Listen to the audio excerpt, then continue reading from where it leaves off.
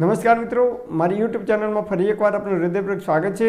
ઉનાળાની ઋતુની શરૂઆત થઈ ગઈ છે, તો કાચી કેરી અને પાકી કેરી કોને ખાવી જોઈએ, ક્યારે ખાવી જોઈએ અને કોને ના ખાવી જોઈએ એ વિશે આજે આપણે આ વિડીયોની અંદર ચર્ચા કરીએ અને સમજવાનો પ્રયત્ન કરીએ।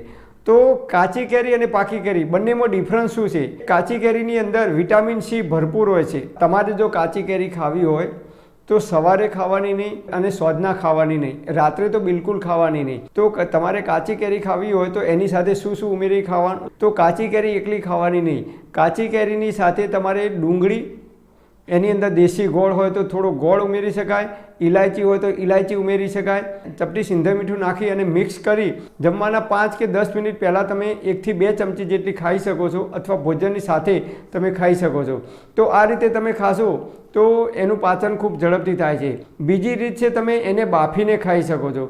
જો કાચી કેરીને બાફીને ખાશો તો એનું ખૂબ ઝડપથી પાચન થાય છે। તો બાફીને એના ટુકડા કરી અને એને ડુંગળી, ઇલાયચી અને એની અંદર ગોળ નાખી એની ચટણી બનાવીને ખાશો તો એ ખૂબ સરળતાથી પચે છે અને બોડીની અંદર અદ્ભુત પરિણામ આપે છે। હવે આપણે જોઈએ પાકી કેરી। તો પાકી કેરીની અંદર શું શું વસ્તુ નાખીને ખાવી જોઈએ?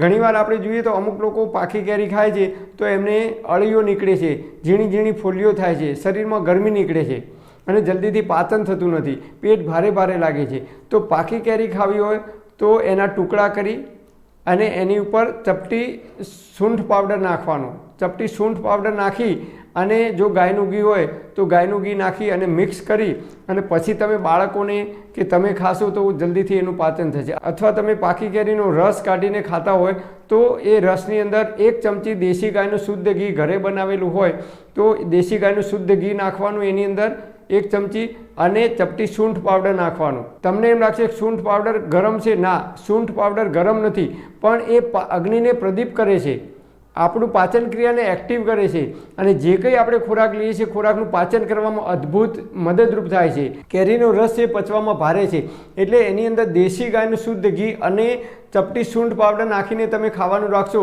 તો એ ખૂબ ઝડપથી એનું પાચન થાય છે અને જે લોકોને અળીઓ નીકળવાનો કે ગરમી નીકળવાનો પ્રશ્ન છે એ લોકોને ગરમી નહીં નીકળી શકે।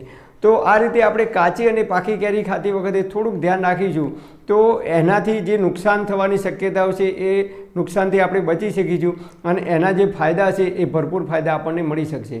પરમપિતા પરમાત્મા આપ સર્વેને તંદુરસ્ત અને નિરોગી રાખે એવી હૃદયપૂર્વક મારી પ્રાર્થના। Thanks for watching my video. Thank you.